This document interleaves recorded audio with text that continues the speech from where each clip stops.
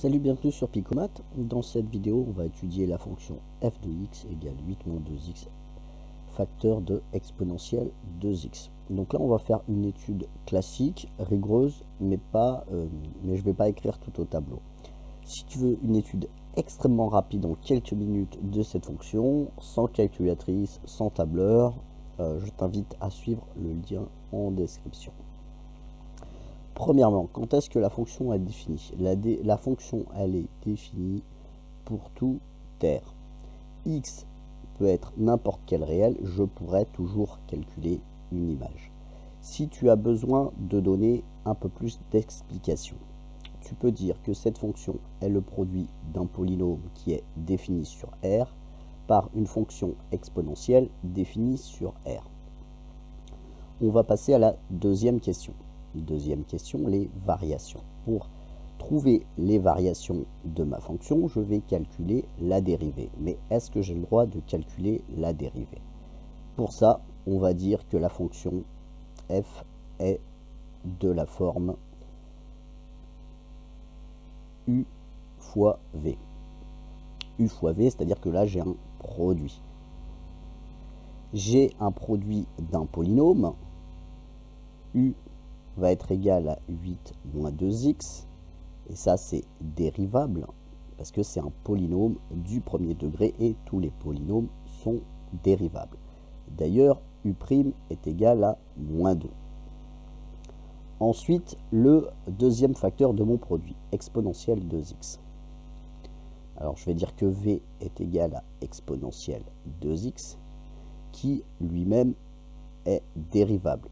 C'est dérivable parce qu'en fait, on a la composée de deux fonctions. Alors, si je les appelle g et f, x a pour image 2x, qui lui-même a pour image exponentielle 2x. Voilà.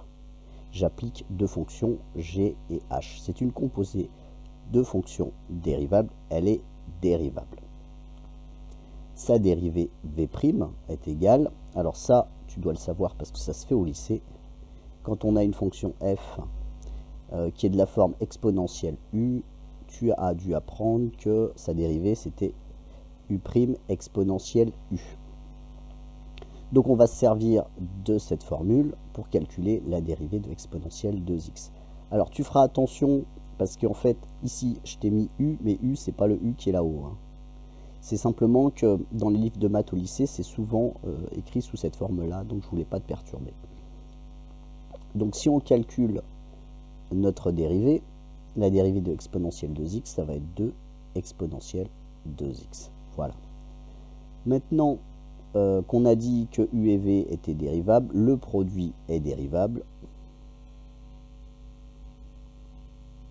Et la dérivée f' de x est égale à u'v plus uv'. Ça, c'est la dérivée d'un produit que j'utilise.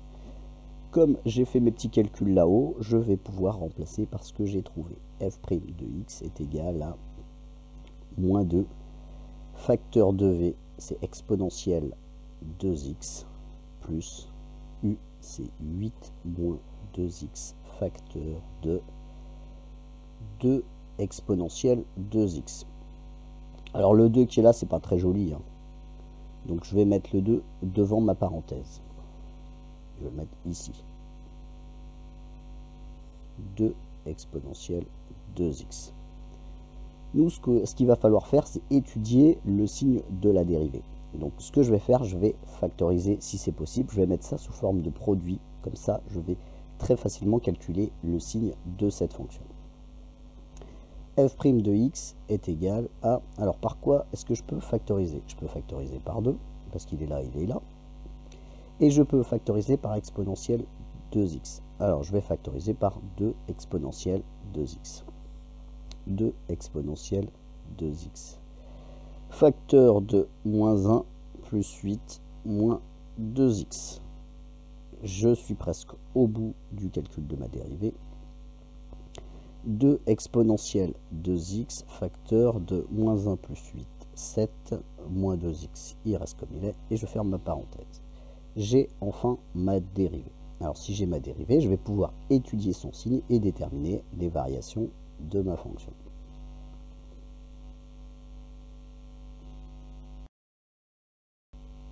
Alors je fais un tableau de variation. X va varier de moins l'infini à plus l'infini. Puisque ma fonction elle est définie sur R, alors je vais l'étudier sur R. Sur la deuxième ligne, je vais mettre 2 exponentielle 2x, qui est le premier facteur de ma dérivée. Sur la deuxième ligne, je vais mettre 7 moins 2x, qui est le deuxième facteur de ma dérivée. Ensuite, je vais mettre f', c'est le signe de f' qui m'intéresse. Et enfin, je vais mettre les variations de f. 2 exponentielle 2x est toujours positif. 2, c'est un nombre positif et exponentielle 2x est toujours positif. Sa représentation graphique, c'est quelque chose comme ça. Exponentielle 2x, voilà, ça va ressembler à ça. C'est toujours positif. Alors, on va mettre un petit plus, voilà, là-haut. Ensuite, 7 moins 2x. 7 moins 2x, alors, si tu te souviens des équations de droite, tu sais que 7 moins 2x, l'équation qui correspond à la droite 7 moins 2x, l'équation de droite, on va avoir quelque chose de décroissant qui passe par 7. 7, c'est l'ordonnée à l'origine et le coefficient directeur est négatif. Alors, quand est-ce que ça s'annule? Ben, on va le chercher. On aura 2x est égal à 7. Et x est égal à 7,5, c'est-à-dire 3,5. Je vais laisser 7,5 pour avoir quelque chose qui n'est pas décimal. Voilà. Donc là, il va falloir que je fasse la différence entre ce qui se passe avant 7,5 et puis ce qui se passe après 7,5. Alors, déjà mon plus, ce que je vais faire, je vais le découper en plus et plus. Voilà, je vais séparer. Oups. Je vais séparer, je vais mettre du plus ici et du plus ici. Voilà. Comme ça, je pourrai mettre mon 0 en dessous. Voilà, quelque chose de plus équilibré. Qu'est-ce qui se passe quand x est inférieur à 7,5? Ce que je voudrais savoir, c'est comment est 7 moins 2x. Si c'est positif ou si c'est négatif. C'est ce qu'on cherche à déterminer. Alors, ce qu'on va faire, en fait, on va transformer notre inéquation. En fait, ici, je vais faire apparaître 7 moins 2x. Comment je vais m'y prendre? Dans un premier temps, je vais tout multiplier par moins 2. Moins 2x. Comme moins 2 est un nombre négatif, je change le sens de l'inégalité. Voilà. 7,5 fois moins 2, ça va me donner moins 7. Ensuite, ce que je vais faire, je vais ajouter plus 7 de chaque côté. 7 moins 2x supérieur à moins 7 plus 7, c'est-à-dire 0. Donc je sais que 7 moins 2x est positif dans cette portion-là. Je pouvais très bien m'en rendre compte avec la représentation graphique de la droite d'équation y égale 7 moins 2x. Quand x est inférieur à 7,5, comment est l'image? L'image, elle est positive. Donc ça, je le savais. Ensuite, de l'autre côté, qu'est-ce qui va se passer? De l'autre côté, quand x est supérieur à 7,5, il faut faire exactement la même chose. Et puis, au bout du compte, on va arriver à 7 moins 2x inférieur à 0. Ici, ça sera négatif. Je te laisse faire cette partie-là, qui est exactement pareil. Tu t'inspires de ce que je viens de faire. Ensuite, la dérivée. La dérivée, c'est le produit de 2 exponentielle 2x, facteur de 7 moins 2x. J'ai mes deux facteurs qui sont au-dessus. Du positif multiplié par du positif, ça va donner du positif. Du positif multiplié par 0, ça donne 0. Alors, je vais mettre 0. Du positif multiplié par du négatif, ça sera du négatif. Donc ma fonction, elle va être croissante, puis décroissante. Ici, j'ai une dérivée positive, fonction croissante. J'ai une dérivée négative, fonction décroissante. Ensuite, qu'est-ce que je mets au bout de mes flèches? Ici, là et là. Je regarde au-dessus. Ici, j'ai moins l'infini. Alors ici, je ne peux pas calculer l'image de moins l'infini, je vais calculer la limite de la fonction en moins l'infini, je vais le faire tout à l'heure. Ici, qu'est-ce que je vais faire? Je vais calculer l'image de 7,5. Alors ça, je te laisse faire calculer l'image de 7,5. Voilà. Et enfin, en plus l'infini, qu'est-ce qui va se passer? Je vais calculer la limite de la fonction en plus l'infini. Je vais chercher les limites. Allons-y. Je vais commencer par la limite en moins l'infini. Qu'est-ce qui se passe quand x tend vers moins l'infini? Déjà, je vais regarder 8 moins 2x. Alors, 8 moins 2x, comment est-ce que ça tend quand x tend vers moins l'infini? X tend vers moins l'infini. Si je multiplie par un nombre négatif, je vais avoir du plus l'infini. Et ensuite, j'ai beau rajouter 8, ça ne change rien, je vais avoir du plus l'infini. C'est d'ailleurs ce qu'on voyait dans la représentation graphique de y égale 8 moins y égale 8 moins 2x. On l'a pas faite la représentation graphique de 8 moins 2x, mais on aurait pu le faire. Ça ressemble à quelque chose comme ça, quoi. C'est décroissant et ça passe par 8. Donc on a bien quelque chose de positif ici, là-haut, en plus l'infini. Ensuite, exponentielle 2x, qu'est-ce qui va se passer? Déjà, on va déjà se demander 2x, comment ça varie? Si x tend vers moins l'infini, si je le multiplie par un nombre positif, ça sera du moins l'infini. Exponentielle 2x, ça va tendre vers... Ici, au niveau de l'exposant, ça tend vers moins l'infini. Et l'exponentielle, quand son truc là-haut, là, son exposant, il tend vers moins l'infini, ça tend vers 0. Donc ici, on va indiquer que exponentielle 2x tend vers 0. Alors maintenant, on peut détailler un petit peu. Ça tend vers 0. Donc ici, on va avoir, mais c'est quel 0? Comment est-ce qu'il est le 0? Il est légèrement positif. Parce qu'en fait, l'exponentielle est comme ça. Ici, on va voir du 0 plus. Maintenant, comment va tendre f? Ma fonction, ça va être le produit de ça par ça. On a du 0 fois l'infini, c'est une forme indéterminée. Souvent, on écrit fi, forme indéterminée. Si c'est une forme indéterminée, ça veut dire qu'on ne peut pas conclure. Donc, il va falloir se débrouiller autrement. Comment se débrouiller quand on a une forme indéterminée? Bien souvent, on factorise. Mais là, si je regarde ma fonction, elle est déjà sous une forme factorisée. Alors, ce que je vais faire, si elle est factorisée, je vais développer. Voilà. f de x égale 8 exponentielle 2x moins 2x exponentielle 2x. Si x tend vers moins l'infini, 2x, ça va tendre vers moins l'infini. Exponentielle 2x, ça va tendre vers 0. On ne va pas détailler les 0 plus et les 0 moins parce qu'on ne va pas s'en servir pour le signe. Ici, donc là, ça tend vers 0 parce que 8 fois 0, ça fait toujours 0. 8 exponentielle 2x, ça tend vers 0. Maintenant, si je regarde le deuxième terme, ici, j'ai 2 exponentielle 2x. Ça devrait te rappeler quelque chose. Si j'appelle grand X 2x,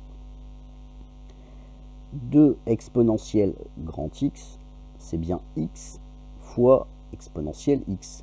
Ça devrait te rappeler quelque chose. X exponentielle x. Ça, c'est des limites qu'on apprend par cœur au lycée. Quand grand X tend vers moins l'infini, x exponentielle grand X tend vers 0. Donc là, je vais avoir grand X. Alors, je vais peut-être pas écrire... là, il faudrait détailler un peu. 2x exponentielle 2x, ça tend vers 0. Pourquoi est-ce que je ne me suis pas occupé du signe moins devant? Parce qu'en fait, dans la formule, c'est x exponentielle grand X et c'est pas avec un moins. Résultat des courses. Donc, ma fonction, elle va tendre vers 0. Ma fonction, elle va tendre vers 0 moins 0. 0 moins 0, ça donne 0. Donc la limite de ma fonction, alors on écrirait ça comme ça, limite de f de x quand x tend vers moins l'infini est égal à 0. Voilà. Donc c'est 0. J'ai terminé pour la limite en moins l'infini. Si je m'intéresse à la limite en plus l'infini. Alors la limite en plus l'infini, c'est ici que ça se passe. on va faire tendre x vers plus l'infini.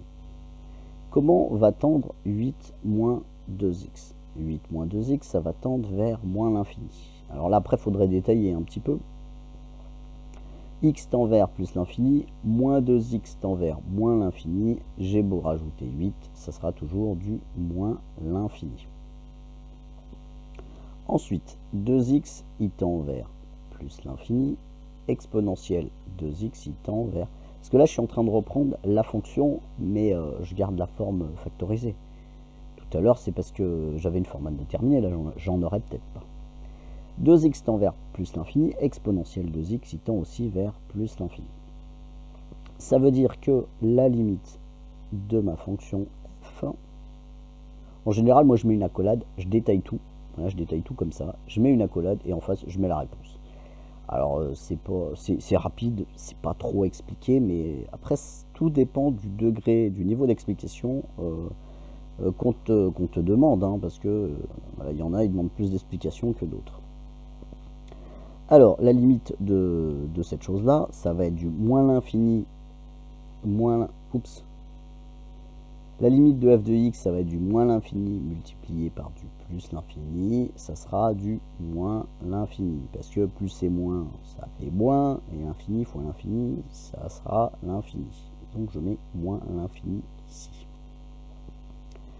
Voilà en ce qui concerne les variations de ma fonction. Alors les variations de ma fonction,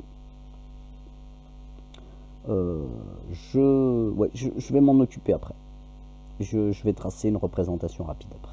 Ce qui m'intéresse maintenant, c'est le signe de ma fonction. Alors on a 8 moins 2x. Ma fonction, si je regarde, c'est un produit de facteurs, donc le signe de la fonction, ben, je vais mettre chaque facteur sur une ligne différente, et ensuite je mettrai ma fonction.